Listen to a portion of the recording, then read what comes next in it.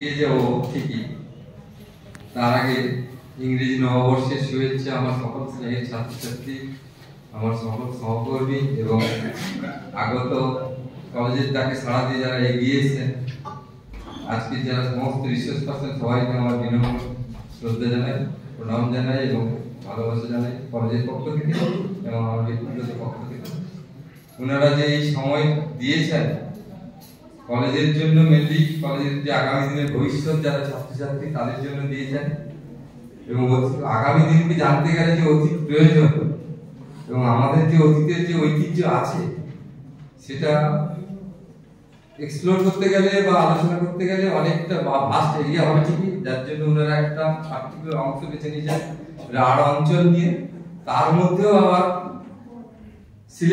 Selection করতে হয়েছে, কারণ একটু একটু করে তো অতীতকে জানতে হবে, পুরোটা একসঙ্গে জানা যায় না, ধাপে ধাপে জানতে হবে।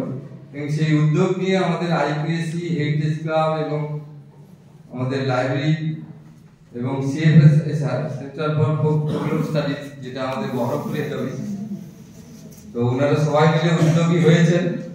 এটা খুবই আনন্দের বিষয় এবং বিশেষ করে আজকে স্টুডেন্টস, এই পশ্চিমবঙ্গ সরকারের যেটা স্টুডেন্টস ছাত্র সপ্তাহ যেটা, সেটাও আজকে শুরু হচ্ছে একটা ভালো জিনিস দিয়ে, নিজেদের অতীতকে জানার মাধ্যম দিয়ে শুরু করছে। এবং আগামী দিনের যেটা পাথেয়, আগামী দিনে জানার জন্য যে পাথেয়, সেটা তো হচ্ছে অতীত। সেই অতীতকে জেনে আমরা এগিয়ে যাব, আর বিশেষ দীর্ঘায়িত করবো না, আসল জায়গায় যুক্ত হবে। এবং রাঢ় অঞ্চল নিয়ে তারপর একটু আগে মানুষবাবু বললেন যে রাঢ় উৎসব আছে সামনে এপ্রিল মাসে, এবং ওই সময় আমাদের মানে নববর্ষ, বাংলা নববর্ষ আসছে, মানে ইংরেজি নববর্ষ থেকে বাংলা নববর্ষের দিকে একটা জার্নি শুরু হচ্ছে রাঢ় অঞ্চলকে নিয়ে আলোচনার মাধ্যম দিয়ে। আর বিশেষ দীর্ঘতা না করে সবাইকে নববর্ষের আবার শুভেচ্ছা জানিয়ে আমার বক্তব্য এখানে শেষ করছি, মূল পর্বে ফিরে যাই। কেমন?